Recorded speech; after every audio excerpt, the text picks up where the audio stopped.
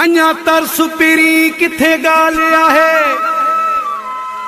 तोखे पतो पो पवंदो अकबर शेख मुमताज़ शेख जॾहिं सुबुह जो सिजु भिरंदो छा हाल तुंहिंजो थींदो खैरपुर में अमजदो चांजो चए अञा हफ़्तो महीनो गुज़रे ॻाल्हि ॻोठ खां ॿाहिरि निकिरे तोखे मेहणा मिलंदा हज़ार हथ सां विञाए यारो यार पंहिंजो विञाई प्यार हथ सां विञाई यारो यार पंहिंजो विञाई प्यार अञा हफ़्तो महीनो गुज़रे ॻाल्हि ॻोठ खां ॿाहिरि निकिरे तोखे मेहणा मिलंदा हज़ार हथ सां विञाए यारो यार पंहिंजो विञाई प्यार हथ सां विञाई यारो यार पंहिंजो विञाई प्यार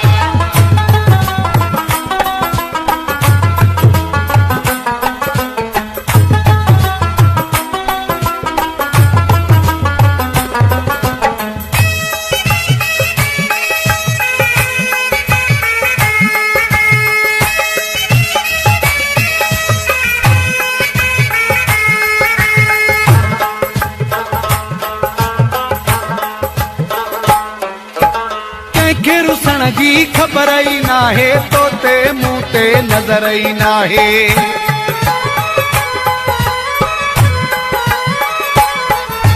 कंहिंखे रुसण जी ख़बर ई नाहे तोते मूं ते नज़र ई नाहे सुबुह जो खैर सां उभिरे ॻाल्हि ॻोठ खां ॿाहिरि निकिरे तोखे मेहणा मिलंदा हज़ार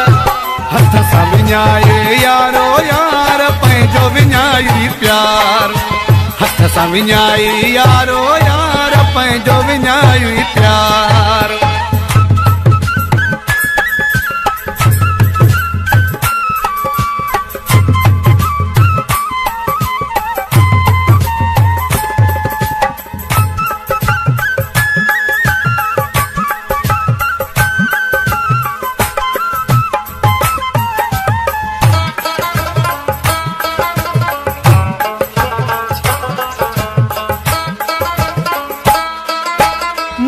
रखियो आहे तोखे सुखनि में काथे रहियो आहीं तूं दुखनि में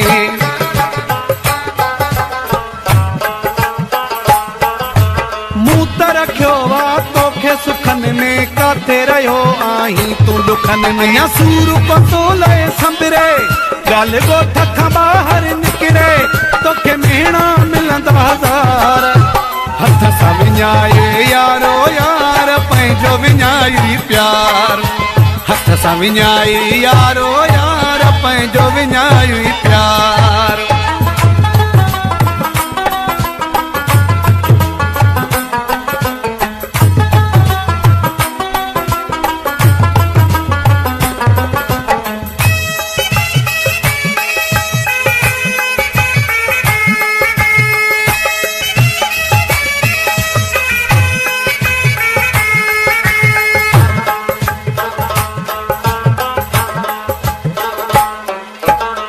मेरा साल हद कई थी जुल्म जी मूंसां हद कई थी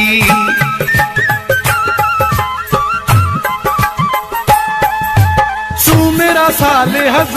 कई थी जुल्म जी मूंसां हद कई थी समाणू दुखियो को टकरे ॻाल्हि ॻोठ खां ॿाहिरि निकिरे तोखे मेहणा मिलंदा हज़ार हथ सां विञाए यारो यार पंहिंजो विञाई प्यार अञा हफ़्तो महीनो गुज़रे ॻाल्हि ॻोठ खां ॿाहिरि निकिरे तोखे मेहणा मिलंदा हज़ार हथ सां विञाए यारो यार पंहिंजो विञाई प्यार हथ सां विञाई यारो यार पंहिंजो विञाई प्यार